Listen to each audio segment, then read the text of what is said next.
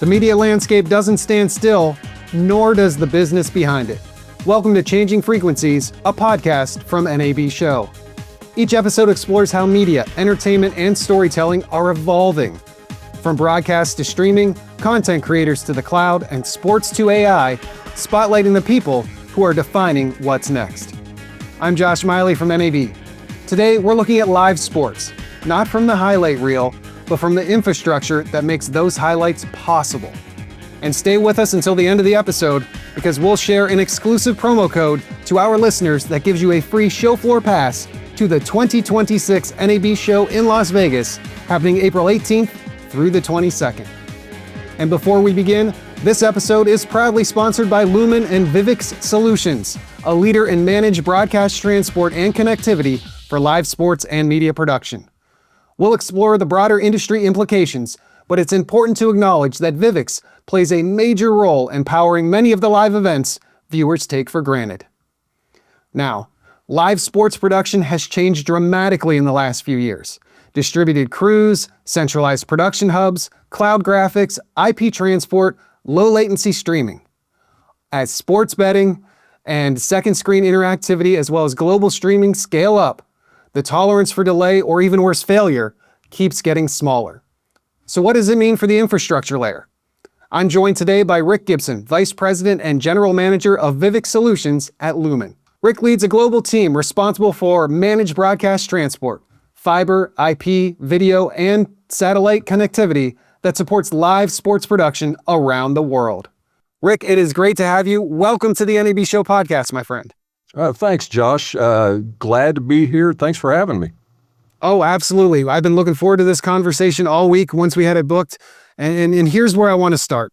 Live sports used to mean trucks and satellites. I'm thinking back in the John Madden, Pat Summerall days. But today it means IP networks and dispersed teams. In your view, what has fundamentally changed in how live sports are produced over, let's just say, the last 5 years? Oh my! It's changed so much, and it continues to grow year over year. Requirements grow, solutions change and modify. Really, connectivity it's really no longer just how you deliver the show. Years past, you may have a 1 gig circuit, into a stadium. That you're delivering, a handful of video feeds, maybe a little bit of data, but now you're talking, hundreds of gigs worth of traffic that are actually traversing the overall platform and delivering for the customers. It's not only capacity, it's really modernizing. How broadcasting is actually done now. I mean, you have to, embracing cloud along with data-driven analytics, powering software-defined intelligent workflows. There's just a multitude of changes that we've seen, over the last 5 years. And like I said earlier, it just continues to grow and grow. And I'd assume that it will continue that growth spurt over the next 5 years and 5 years after that and after that. So at what point does latency stop being a technical issue and become more of a business issue, especially with the streaming you mentioned and second screens and sports betting and everything else we've got now within our live sports broadcasts? With fan engagement, with all the data that we're pulling together and that we're transmitting across. You've got consumers that they're watching the game on one, pulling up analytics on a second screen, and doing both, maybe sometimes 3 screens, but to the point of latency, it becomes a business decision, or I should say business decision, becomes a business issue whenever, customers are then seeing, the content is getting to one location, a lot quicker than another location. We've seen in some markets, where you have dual broadcasters, you'll even see where consumers will actually move because they can hear their neighbor cheering, before they're cheering.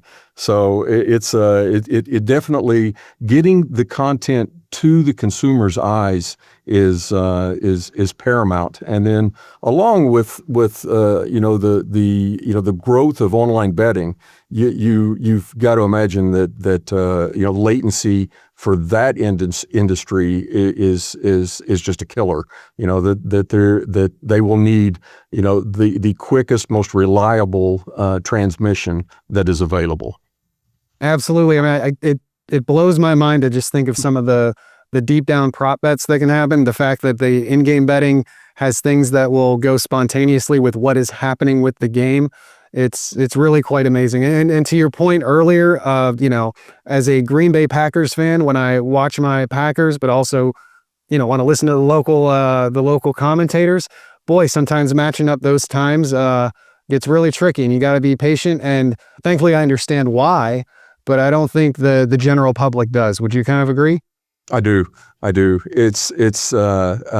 Whenever you look at the overall quality in how you've got your embedded audio along with the video, and how that's brought out from an aggregation standpoint, and then through post production and delivered, it becomes the priority to ensure that it's getting to the consumer's eyes as quick as possible. Absolutely. And listen, I know, Lumen Stadium out in Seattle, you guys won the Super Bowl. I'm allowed to drop a little bit of a Green Bay Packers on this conversation. So I want to jump us now to actual production. We're seeing more centralized production hubs. We're seeing more remote crews. How does the connectivity that's out there enable, or I guess maybe and sometimes even possibly constrain those that are doing remote production in the strategies they put together for it? Oh, that's a great question.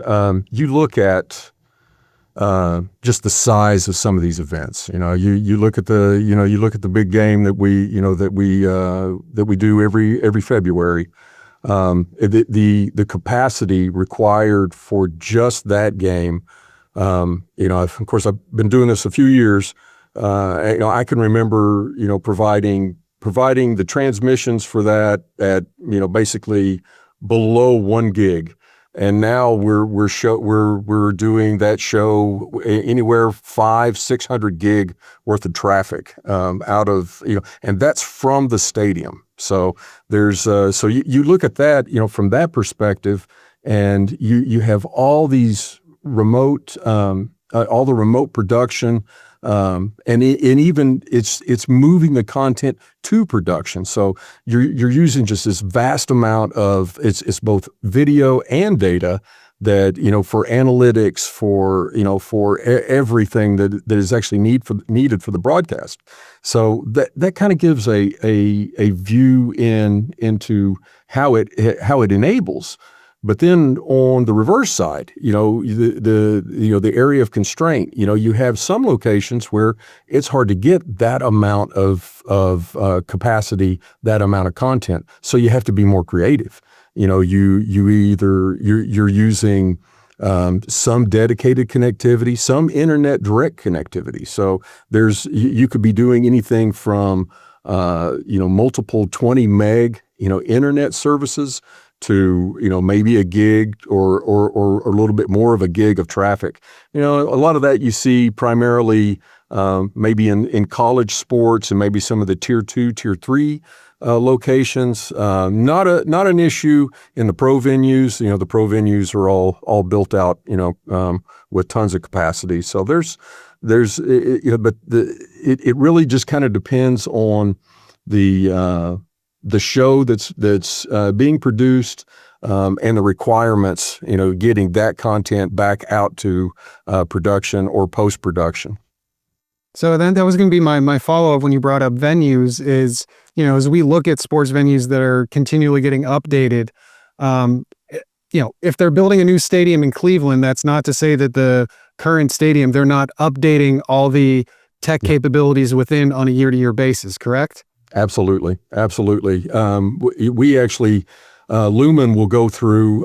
We do a capacity and services evaluation. It's not, when you look at the Vivix end of our Vivix business within Lumen, it's not just about capacity, because it is service, because you want to, whenever the broadcasters pull up and plug in, they need a myriad of solutions, right? They need video, they need internet, they need private line, they need voice, they need just a suite of services. And so what we have to do is look at how do we best serve everyone that's in there, from the broadcaster, the league, and then any other organizations that need to actually transmit from the facility. So review it, augment, and it's I almost I kind of refer to it as painting the Golden Gate Bridge. It's like, whenever you get done, you go back to the beginning and start all over again. So.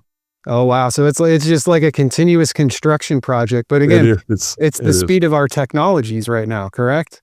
Exactly. So I think we probably have started covering this, but I want to make sure we hit it fully. We think about streaming and how it's more central to how sports are distributed now. Scale and reliability, how do they change compared to the traditional broadcast models we had that you and I certainly grew up with? So if we look at streaming, we look at it, from two lenses, right? Because you have, basically the traditional content aggregation, where you're pulling the content in from the venues, you're doing your production, you're doing your stream encoding, and then off to the consumers. If you look at from the aggregation standpoint, very, very similar to traditional to the traditional broadcast model. Once you get to the distribution side, that is where it changes dramatically.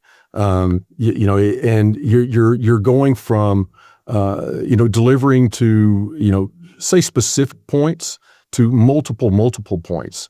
And so you have to look at the overall network in areas of IP peering, the interconnectivity between different regions, localization for those specific regions, and how that's actually delivered. So it's sometimes it's even for large events.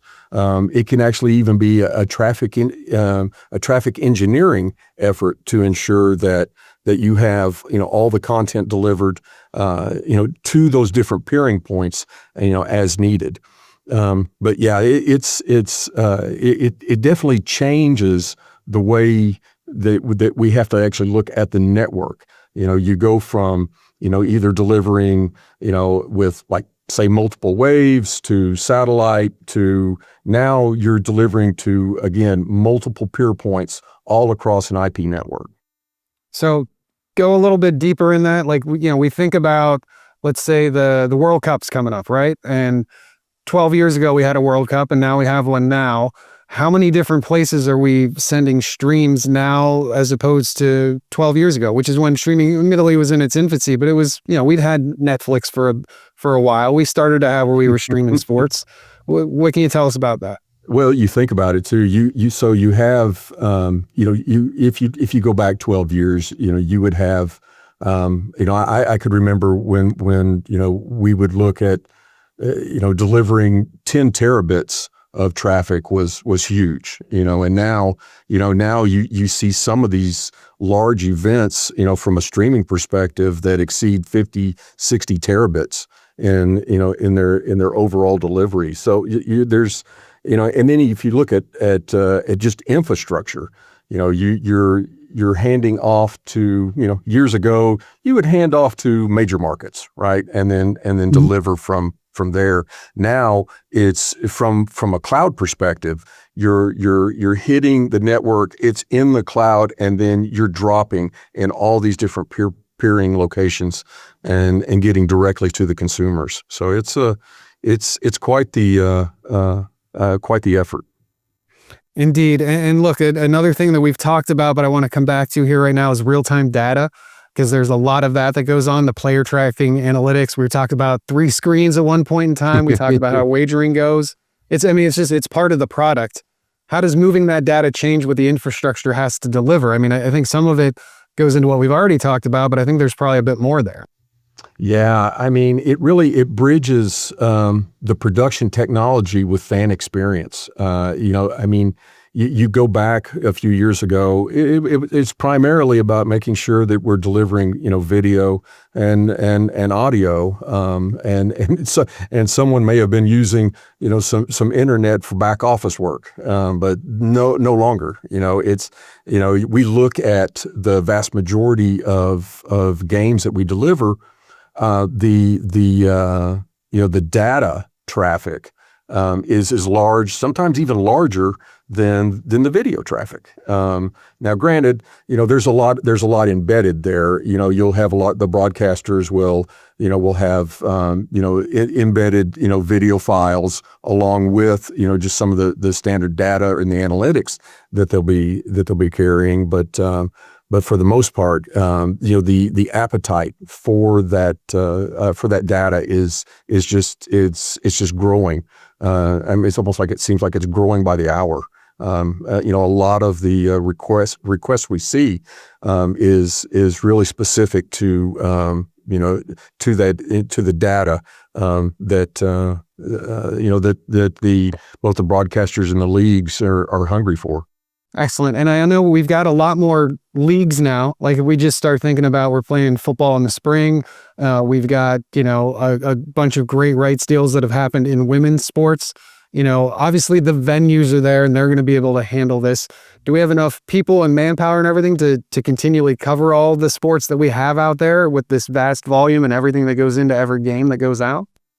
Yeah, one of the areas that we really look towards, and of course I think everyone does, is automation, right? I mean, there's a lot of that that we're looking to automate. I mean, at the end of the day, we're not going to be able to automate, someone going and actually, connecting up fiber, at a venue and ensuring that we have the right connectivity, the right the right camera feeds, things of that nature. But it's an area where we constantly need more. Whether or not it's more automation, more people to actually provide those services. And then looking ahead 5 years, what do you think is going to separate leagues and media companies that get this right from those that don't, as we have this ever expanding sports ecosystem? Wow, that's a great question.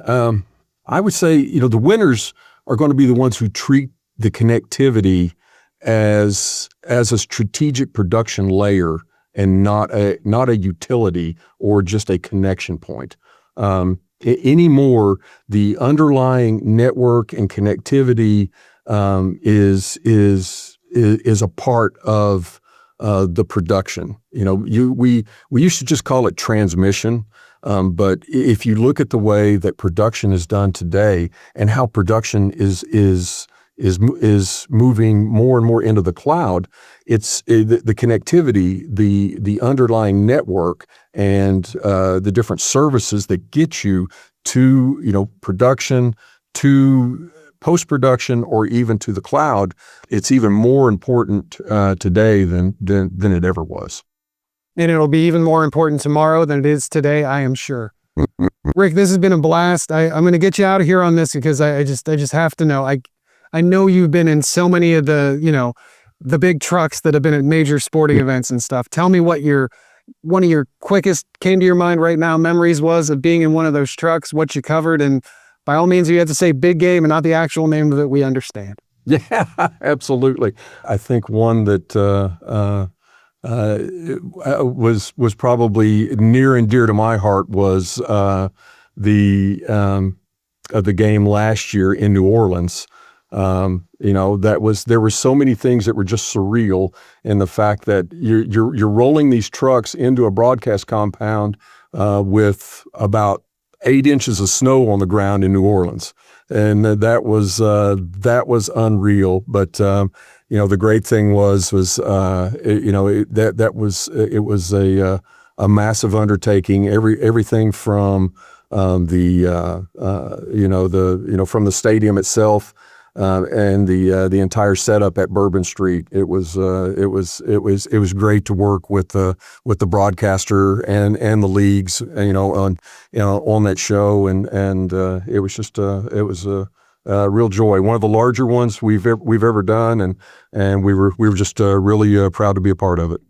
Well, excellent. And tell everybody real quick, where can they find you when they are at NAB Show? Where can we find Lumen and Vivek Solutions? We are in the West Hall. We have multiple locations around the sports theater. So, once you enter, we'll be right there next to the sports theater. And then we've got a couple of hospitality suites as well.